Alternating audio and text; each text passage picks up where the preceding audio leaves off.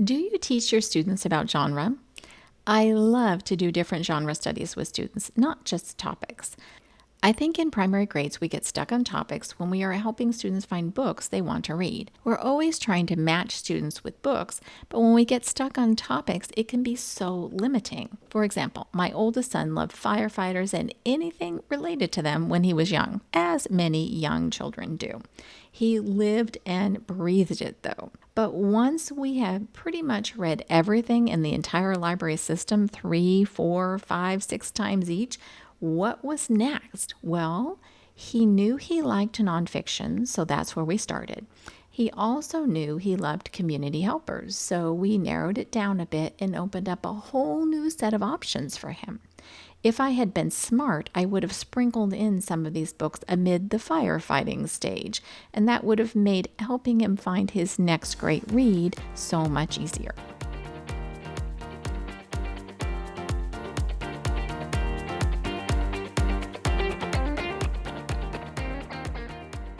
I'm Lisa Burns, a teacher success coach, veteran elementary teacher, and mom of 5, and this is the Teach Joyfully podcast. Thanks for joining me today. Are you missing out? Team Hope Insiders get extra encouragement, tips and tricks, surprise freebies, and more. Become a Hope Insider today and get access to all kinds of freebies at www.hopeineducation.com/vault. My son could have stayed stuck on firefighting and gotten bored with reading and given up on reading even, but instead he learned something about himself and his tastes so that he could keep on going and continue to select books for himself and branch out. Today I have the skinny on teaching your students about genres and finding what they love to read. So often, our young students start out strong in kindergarten, loving books and having stories read to them, and then the rubber hits the road. Students find out that reading is actually hard work, and when they're struggling to find what they love to read on their own, that makes it even harder. And quite often, we can lose students at this stage. This can be a real turning point when many students actually will start to learn to dislike reading. They will learn that they can't find anything good and that books aren't fun. We don't want that to happen.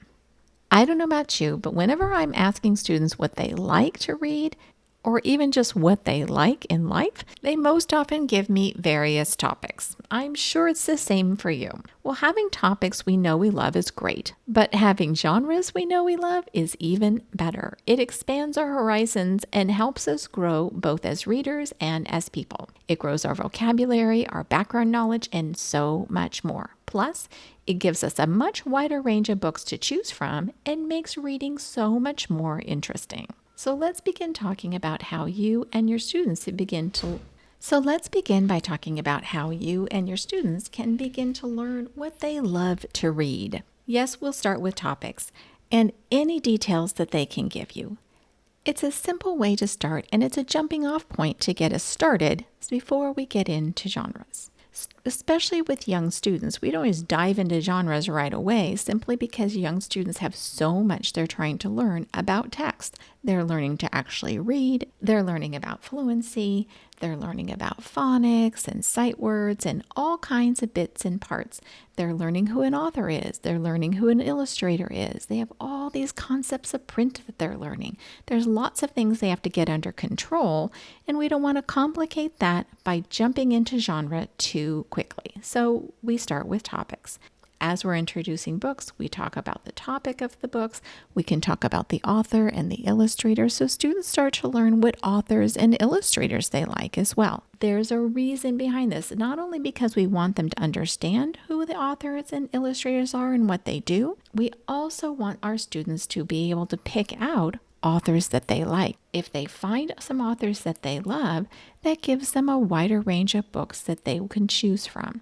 And students need this, especially in the beginning of the year. The other thing that we can mention in passing as we're reading in the beginning of the year is the genre of the book. And then after a few months in, when students start getting a lot of the other pieces under control, then we can start being more specific about what genre is and the different types of genres, especially of the books that we read. I like to do it along with the read aloud simply because it's another piece I introduce. It's very natural. It just flows right in with everything that we're doing, and students can talk about it within the context of individual books.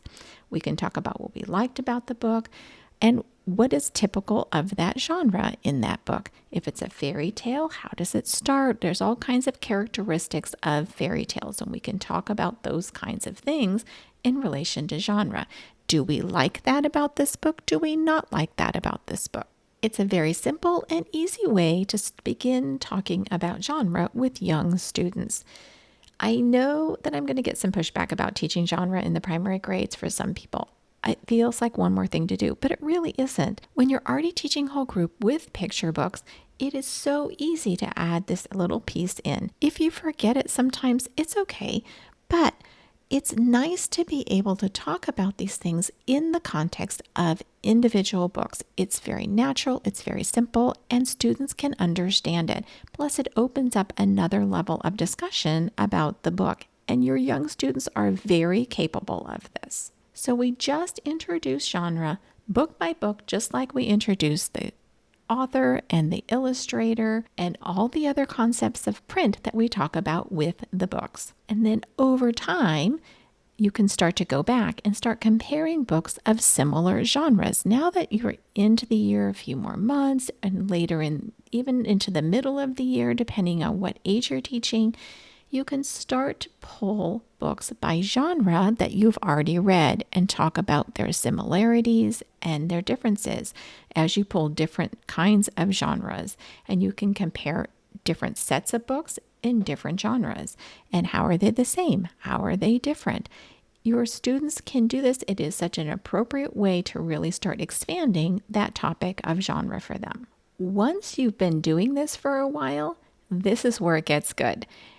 You can start to talk to students about the things that they like. Do they like real people and events? Maybe they like biographies or autobiographies.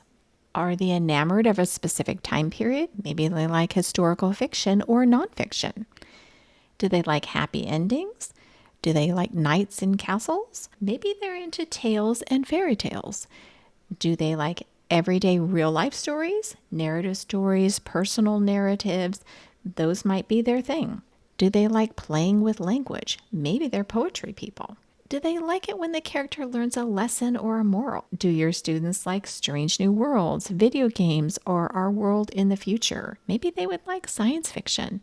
Do your students like to find clues or follow a plot to find out an answer? They might like mysteries. Do they like to learn about real things in our world?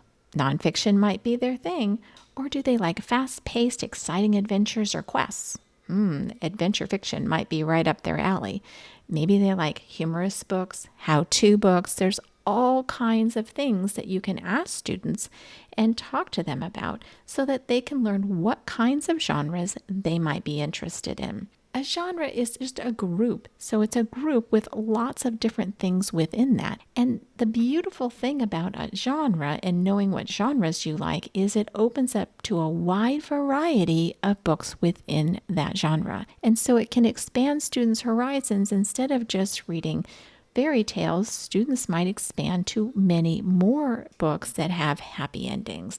They might expand to many different kinds of books that are in a fantasy with lots of different kinds of topics. If we just stay with a particular topic or two, it's so limiting and students often get bored and we start to lose them because they can't find another book and they're very limited on what it is that they think they like to read. Plus, knowing as much information as you can about a student and for students to know as much information as they can about their likes and dislikes. If a student knows authors that they like, they know topics that they like, and they know some of the genres that they think they might like, and they go to the school library or even the public library, boy, does that give them a lot of clues to give that librarian or that media specialist to help them find their next great read. Sometimes it helps just to know what you liked about a particular book. If there's a particular book that you really like maybe the characters were very smart and witty, and that tickled your fancy. If you like that or your student likes that, then when you talk to the librarian, a lot of times they can help you find other books that have that kind of witty conversation in it that really is appealing to you. It may be in a completely different genre, but it might expand your horizons to try something different because it has an element that you do like in it. So a student could go to a media specialist and say something like, I like adventure books, especially when there are dogs or animals. I do like knights and other worlds though, too. That's a lot of information, isn't it? And that is incredibly helpful in helping match a student with new books. And I'm all about helping students find what they love to read and owning that journey, that reading journey for themselves as young as possible. The younger that we can empower students to be able to figure out what they like to read, and yes, their tastes are going to change, so to continue to figure out what they like to read over time is amazing. This will empower your students to be lifelong readers. It sets them up for a larger opportunity for success. And that is really what we're all about, isn't it? All right, a quick recap. Learning to choose books and find books that we love means understanding topics, authors, genres, elements of books that we like, and so much more. The more information we know that we enjoy, the easier it will be to find other books that we love. We can introduce genre with a read-aloud. If we do this all the time with our read-alouds, start with just in the background in our read-alouds in the beginning of the year. And as you get to a point in the year where you feel like your students are ready, you can start pulling all those books and start comparing and contrasting them within genres and between genres. And then we can start talking to students about the characteristics of each genre and helping them figure out what it is that they like and how that matches up with each of the genres, whether it fits or it doesn't fit. And they can figure out the genres that they like. And hopefully they like more than one genre. Occasionally I have a student who is a one genre kid, and that's okay. They are going to be exposed to other books simply because I'm going to read a wide variety of genres throughout the school year. But for their own personal reading, if they find a genre that they like and the wide variety of books within that genre, I'm a happy girl. And the last step is to show them how to use all the information they know about their reading tastes, their topics, the authors and the genres that they love, the elements of books that they love, to talk to a librarian or media specialist to help them find similar books and other things that they might love so they can try. You don't know until you try. And sometimes we just have to reach out and ask for a little bit of help, though, because students can get stuck. And we don't want them to stay stuck. We want to help them move forward in finding books that they love and knowing that there is a wide variety of things within the areas that they enjoy.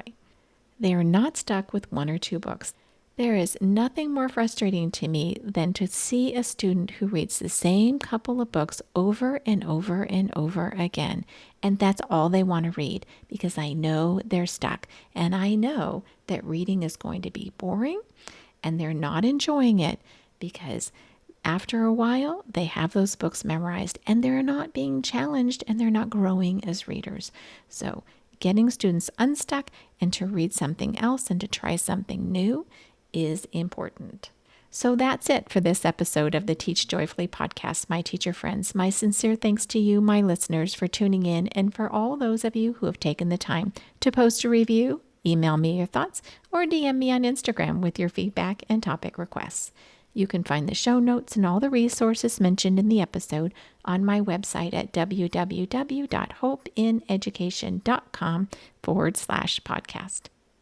And I have a genre anchor chart for you, so don't forget to check out the show notes and grab that in the show notes. And remember, a happy teacher is a good teacher. Until next time, teach joyfully and take care of you.